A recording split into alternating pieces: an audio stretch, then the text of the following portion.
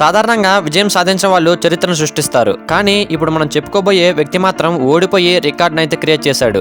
తమిళనాడుకి చెందిన పద్మరాజన్ అనే ఇతను ఒక టైర్ రిపేర్ షాప్ కి ఓనర్. ఇతను 1 కాదు 2 కాదు 239 సార్లు ఎన్నికల్లో అయితే పోటీ చేశాడు. కానీ అన్నిసార్లు ఓడిపోయాడు. 1988 నుండి ఇప్పటి వరకు లోకల్ ఎలక్షన్ నుండి లోక్సభ ఎన్నికల వరకు అన్ని ఎలక్షన్లోనూ పోటీ చేశాడు. ఆ విధంగా ఈయన 6 presidential, 6 vice presidential, 32 Lok Sabha, 50 Rajya Sabha, 73 parliamentary ఎలక్షన్లో అయితే పోటీ చేశాడు. అందులోనూ ఈయన వాజ్పేయి, పివి నరసింహారావు, జయలలిత, కరుణానిధి, అబ్దుల్ కలాం, ప్రతిభా పాటిల్, ప్రణబ్ ముఖర్జీ, రాహుల్ గాంధీ, విజయకాంత్, నరేంద్ర మోదీ ఇలా ఎంతో మంది ప్రముఖుల మీద కూడా ఈయన పోటీ చేశారు. అయితే ఎలక్షన్లో నామినేషన్ వేసేటప్పుడు సెక్యూరిటీ డిపాజిట్ గా కొంత అమౌంట్ అయితే పే చేయాల్సి ఉంటుంది. తన టైర్ రిపేర్ షాప్ ద్వారా వచ్చిన ఆదాయంతోనే ఎలక్షన్ నామినేషన్ కోసం సెక్యూరిటీ డిపాజిట్ అయితే కట్టారు. అలా అన్ని ఎన్నికలలో పాల్గొన్నందుకు గాను అతనికి ఇంతవరకు 80 లక్షలు అయితే ఖర్చు అయిందంట. ఇన్నిసార్లు ఎలక్షన్లో పాల్గొన్నా కూడా ఒక్కసారి కూడా ఎలక్షన్ క్యాంపెయిన్ అయితే చేయలేదు. నామినేషన్ వేసేటప్పుడు కూడా ప్రతిసారి ఓడిపోవాలనే వేస్తారంట. మరి ఇదంతా ఎందుకు చేస్తున్నారంటే సామాన్య ప్రజలు కూడా ఎన్నికలలో పాల్గొనవచ్చు అనే అవగాహన తీసుకురావాలని ఇదంతా చేశారంట. ఇన్ని ఎలక్షన్లు పోటీ చేసి కూడా ఓడిపోయారు కాబట్టి ఇతన్ని ఎలక్షన్ కింగ్ ఆఫ్ ఇండియా అని కూడా అంటారు. అంతేకాదు మోస్ట్ అన్సక్సెస్ఫుల్ క్యాండిడేట్ గా ఎక్కువ సార్లు ఎలక్షన్లో ఓడిపోయిన వ్యక్తిగా ఇతనికి గిన్నిస్ వరల్డ్ రికార్డు కూడా వచ్చింది. తిరుమల లడ్డూలో ఆవు పందుకవుతో చేసిన నూనెనైతే వాడుతున్నారా? 3 days బ్యాక్ చంద్రబాబు నాయుడు గారు ప్రెస్ ముందుకు వచ్చి తిరుమల లడ్డూలో యానిమల్ ఫ్యాక్ట్ ను గుర్తించినట్టుగా చెప్పారు. తిరుమల ప్రసాదంలో అంటే లడ్డులో ముఖ్యమైన ఇంగ్రీడియంట్ వచ్చేసి ఆవు నెయ్యి. అయితే రిపోర్ట్స్ ప్రకారం టీటీడీకి ప్రసాదంలో వాడడానికి సంవత్సరానికి యావరేజ్ గా 5,000 టన్నుల ఆవు నెయ్యి అయితే అవసరమవుతుంది. దానికోసం టీటీడీలో భాగమైన మార్కెటింగ్ డిపార్ట్మెంట్ ప్రతి 6 నెలలకు ఒకసారి 1,400 నుండి 2,000 టన్నుల ఆవు నెయ్యి కోసం టెండర్స్ ని ఇన్వైట్ చేస్తుంది. ఆ టెండర్స్ వేసిన కంపెనీస్ ని టీటీడీ బోర్డు చెక్ చేసి అలో చేస్తుంది. ఈ పిటింగ్ చివరగా 2023 మార్చిలో అయితే జరిగింది. అందులో లోయెస్ట్ పిటింగ్ వేసిన 2 కంపెనీస్ అయితే టీటీడీ ఆమోదించింది. ఆ కంపెనీస్ వచ్చేసి ప్రీమియర్ అండ్ ఆల్ఫా. ఈ 2 కంపెనీలు కేజీ నెయ్యిని 424 చొప్పున ఇస్తామని అయితే ఒప్పుకున్నాయి. కాకపోతే ఈ 2 కంపెనీలే అవసరమైనంత నెయ్యిని అయితే సప్లై చేయలేవు. కాబట్టి 3వ కంపెనీని కూడా తీసుకున్నారు. అలా ఈ 3 కంపెనీలే కాదు చాలా కంపెనీలు తిరుమలకైతే నెయ్యిని సప్లై చేసేవి.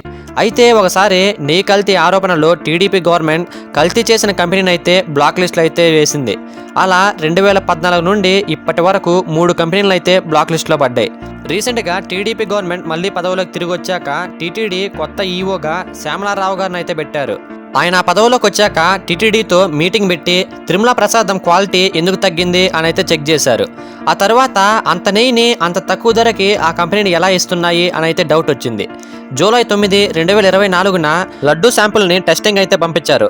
అండ్ జూలై 16న అయితే రిపోర్ట్స్ వచ్చాయి. అయితే చాలా మంది వైసీపీ సపోర్టర్స్ అడుగుతున్నది ఏంటంటే జూలై 16నే రిపోర్ట్స్ వచ్చినప్పుడు ఇప్పటిదాకా ఏం చేస్తున్నారు అని. అయితే ఇలా ఒక రిపోర్ట్ వచ్చినప్పుడు దాన్ని రిలీజ్ చేయడం అంటే నార్మల్ విషయం కాదు. ముఖ్యంగా ఇది దేవుని విషయం. రిపోర్ట్లో ఏం తప్పులు లేకుండా 1కి 2 సార్లు టెస్ట్ చేసుకోవాలి. రిపోర్ట్లో ఏమైనా తప్పులుంటే గవర్నమెంట్ చాలా ఇబ్బంది పడవలసి ఉంటుంది. కాబట్టి ఆ రిపోర్ట్ అనేది కరెక్ట్ రాంగో అని చెప్పడానికి ఇన్ని రోజులు అయితే టైం తీసుకుని ఉండొచ్చు. ఏదేమైనా నిజాలు అనేటివి త్వరలోనే బయటకు వస్తాయి. అప్పుడు ఈ పాపాన్ని ఒడగట్టిన వాళ్ళు ఎవరూ తప్పించుకోలేరు.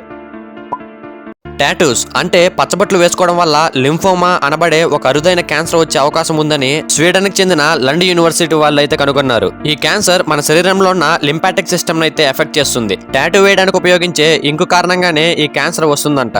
టాటూ ఎంత చిన్నదైనా ఎంత పెద్దదైనా కూడా ఈ క్యాన్సర్ వచ్చే అవకాశం ఉందని వాళ్ళైతే చెప్తున్నారు. మనం నివసిస్తున్న ఈ భూమి, దీని మీద ఉన్న వనరులు, ప్రకృతి వీటన్నిటికీ ఎవరూ వెలకట్టలేరు. కానీ ఒకవేళ ఎకనామికల్గా మన భూమి విలువ ఎంత ఉండొచ్చు అనే ఆలోచన వచ్చింది. అప్పుడు యూనివర్సిటీ ఆఫ్ కాలిఫోర్నియాకు చెందిన గ్రెగ్ లాఫ్మోన్ అనే ఆస్ట్రోఫిజిసిస్ట్ మొత్తం ఈ భూమి విలువ ఎంత ఉండొచ్చు అనే దాన్ని కనుగొనడానికి ఒక ఈక్వేషన్ అయితే క్రియేట్ చేశాడు.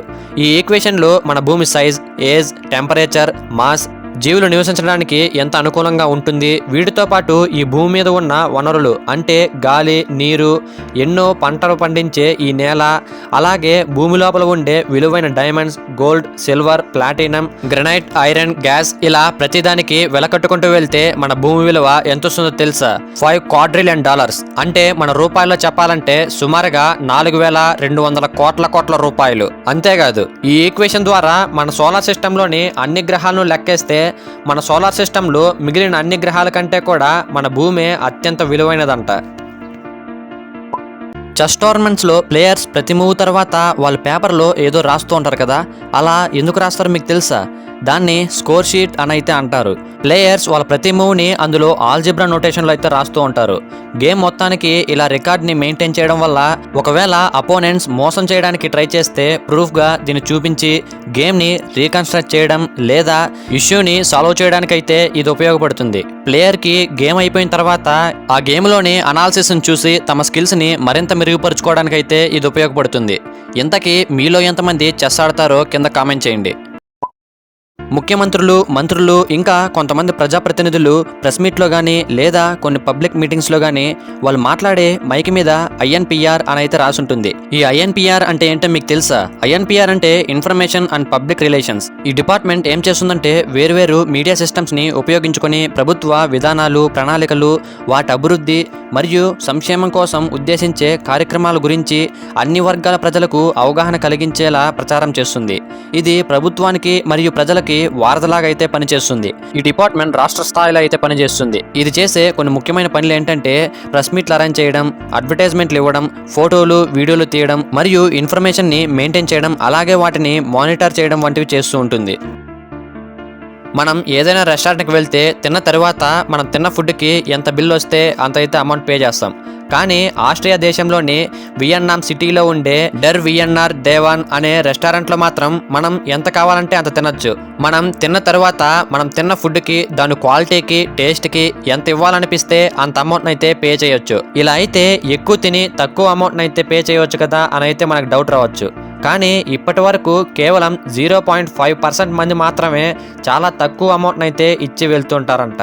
మిగిలిన వారంతా కూడా ఒక వ్యక్తికి యావరేజ్గా $7 అయితే పే చేస్తారంట. అంటే మన రూపీస్లో 580 రూపాయలు. ఈ రెస్టారెంట్తో వాళ్ళు గొప్పలుగా ఏం మారిపోలేదు, కానీ వాళ్ళ ఖర్చులు పోను వాళ్ళ లాస్లో లేకుండా లాభాల్లోనే ఉన్నారంట. పాకిస్తాన్ నుండి ఆశ్రయం కోసం ఆస్ట్రియాకు వలస వెళ్లిన డివాన్ అనే వ్యక్తి నటాలి అనే ఒక స్టూడెంట్తో కలిసి ఈ రెస్టారెంట్ని స్టార్ట్ చేశారు. అప్పట్లో అడ్వర్టైజ్ చేయడానికి డబ్బులు లేక ఏం చేయాలి అని ఆలోచిస్తున్న టైంలో ఈ ఐడియా వచ్చి ఒక ఎక్స్పెరిమెంట్లు అయితే స్టార్ట్ చేశారు. కానీ ఈ రెస్టారెంట్ మాత్రం 19 సంవత్సరాల నుండి సక్సెస్ఫుల్గా అయితే రన్ అవుతోంది. ఓకే ఫ్రెండ్స్, ఈ వీడియో అయితే ఇంతే. ఈ వీడియోలోని ఫ్యాక్ట్స్ మీకు ఎలా అనిపించాయో కామెంట్ చేయండి. నచ్చితే మన ఛానల్లోని కంటెంట్ని చెక్ చేసి మన ఛానల్కి సబ్స్క్రైబ్ అవ్వండి. అలాగే మరిన్ని అప్డేట్స్ కోసం మన ఇన్స్టా పేజ్ని కూడా ఫాలో అవ్వండి.